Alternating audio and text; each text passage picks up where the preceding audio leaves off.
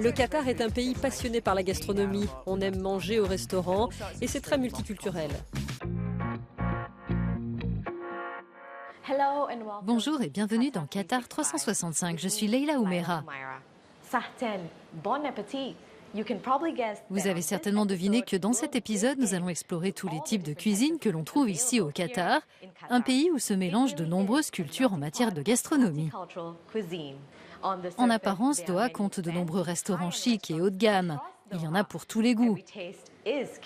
Mais allons un peu plus loin et découvrons des trésors méconnus. Adel Halim s'est mis en quête de quelques-uns des mets internationaux proposés ici. Le restaurant familial de Zhangjiani est spécialisé dans la cuisine traditionnelle du nord-est de la Chine. Selon elle, de nombreuses choses ont changé à Doha depuis que ses parents ont ouvert leur premier restaurant ici il y a plus de 10 ans. Si aujourd'hui il n'est plus placé dans le même quartier mais à West Bay, Diani affirme que la passion, elle, est restée la même. Pourquoi j'ai ouvert mon restaurant? Parce que j'adore manger. Rachel Morris, blogueuse culinaire, se réjouit de voir de plus en plus de restaurants indépendants apparaître dans la ville. Le Qatar est un pays passionné par la gastronomie. On aime manger au restaurant et c'est très multiculturel, donc il y a beaucoup de gens qui veulent reproduire les saveurs de leur pays d'origine. Diani affirme qu'aujourd'hui, il est beaucoup plus facile de trouver ici des ingrédients chinois comparé à il y a 10 ans. Avant, quand on allait en Chine, on ramenait des ingrédients dans nos bagages. Aujourd'hui, c'est mieux parce qu'on a un supermarché chinois ici. C'est plus simple.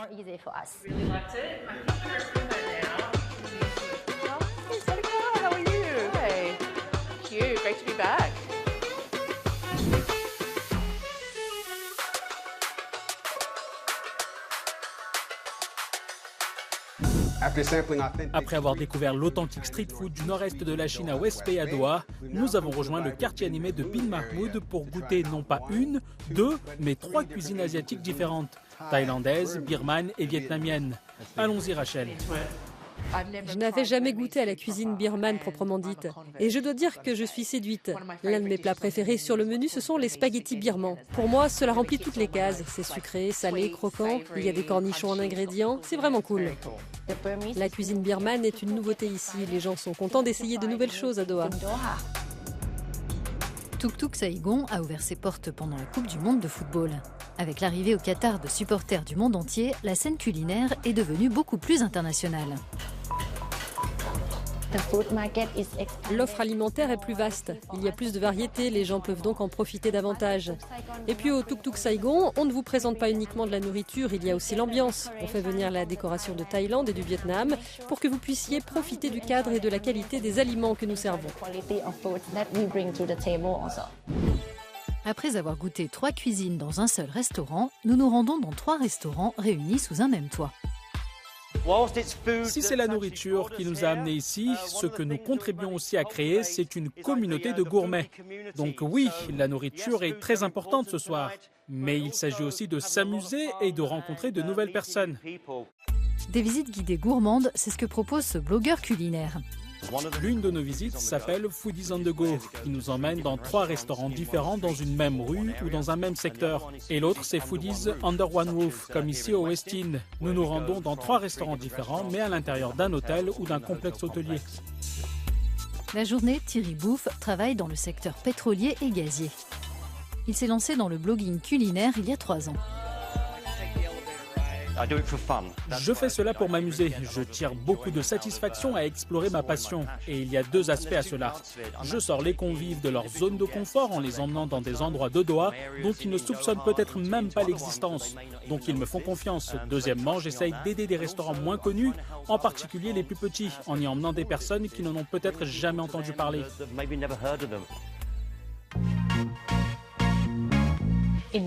Ces dernières années, la cuisine péruvienne s'est imposée sur la scène culinaire tant au niveau des tendances que de la gastronomie.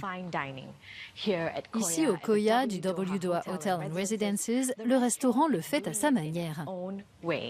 J'ai rencontré Hassan Kayabashi, chef cuisinier du Koya, pour en savoir plus sur l'ascension fulgurante de la cuisine du Pérou.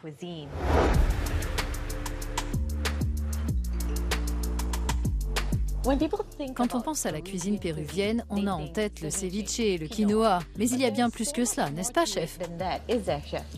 Sans aucun doute.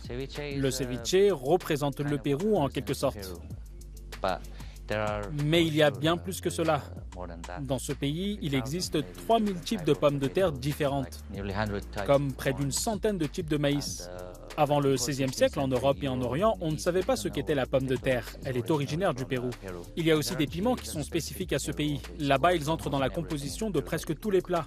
Et pour vous, personnellement, qu'est-ce qui fait la spécificité de la cuisine péruvienne? La première chose que j'évoquerai, c'est la très grande diversité du Pérou. Car ce pays est fortement influencé par les Japonais, les Chinois et les Européens.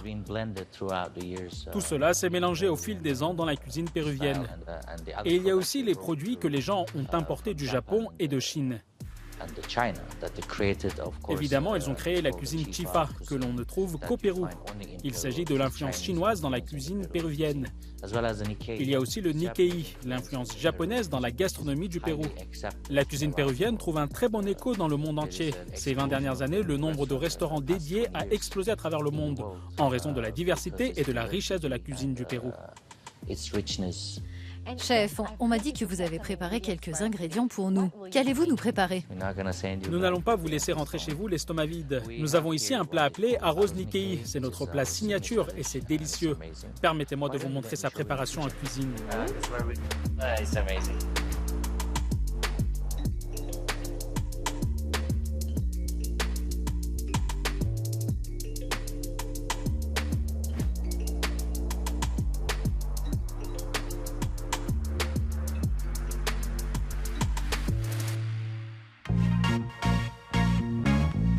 Je pourrais me trouver quelque part en Corée du Sud, mais je suis en réalité dans le centre-ville de Doha. Voici le restaurant Iwa, où de nombreux clients apprécient un barbecue coréen et bien d'autres choses encore.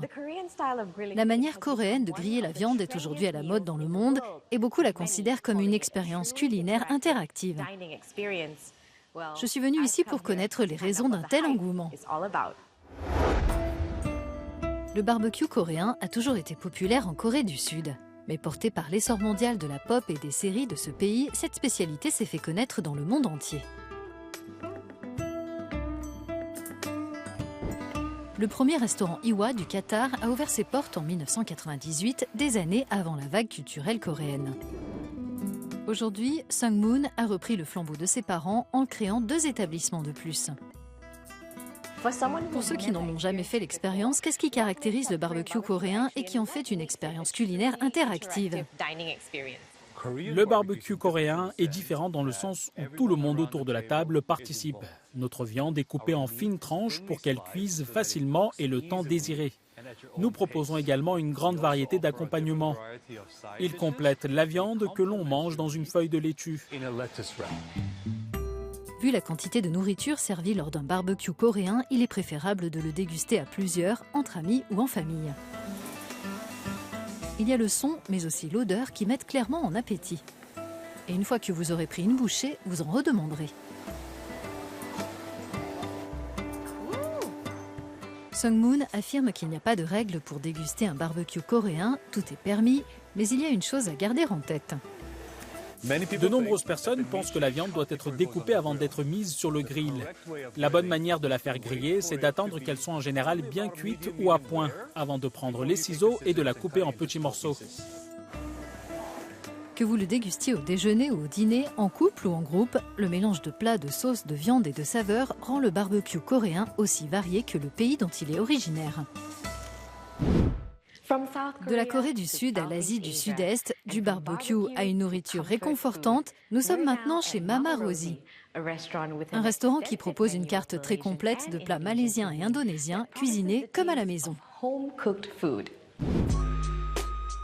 Née en Malaisie, Mama Rosie est arrivée au Qatar avec sa famille en 1996. Peu de temps après, elle a commencé à préparer des repas pour ses compatriotes qui avaient également immigré, mais sans leur famille, pour leur faire retrouver les saveurs de chez eux. Grâce au soutien de sa communauté, elle a transformé en restaurant ce qui n'était au départ qu'une activité à domicile. Bœuf randag, laksa et satay, ce sont quelques-uns des plats nationaux malaisiens et les plus populaires au restaurant de Mama Rosie. Certains de ces plats ont le goût du fait maison parce qu'ils sont faits à la main. Il s'agit de nouilles plates pour lesquelles on utilise de la farine de riz. Pour les faire, il faut utiliser de la vapeur. On en cuit une couche à la vapeur, puis on la coupe. On en cuit une autre à la vapeur, puis on la coupe. Ce n'est pas vraiment facile à faire, mais c'est délicieux.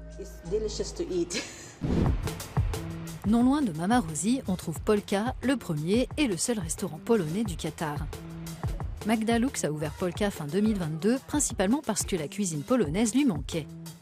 Mais elle souhaitait aussi partager un morceau de sa culture avec d'autres, de la nourriture aux décorations. On dirait un petit musée. On a presque tout fait à la main et on a construit beaucoup de choses en bois. La cuisine polonaise ne se résume pas aux pierogies et aux boulettes. Le menu de Polka promet une expérience culinaire typique d'un séjour en Pologne.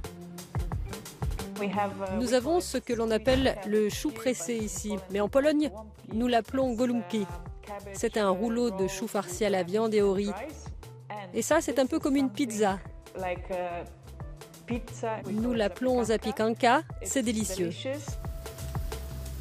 Magda et son chef essayent sans arrêt de nouvelles recettes dans l'idée de continuer à remplir un même objectif. Pour moi, le plus important est de partager ma culture. Partager ma culture par la nourriture, c'est ce qui me rend le plus heureuse.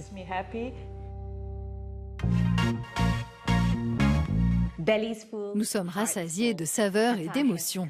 Il est clair que le Qatar a assimilé les différentes cuisines de sa société multiculturelle, créant ainsi un savant équilibre entre gastronomie et nourriture réconfortante. Nous espérons que cet épisode a éveillé vos papilles. C'est la fin de cette émission.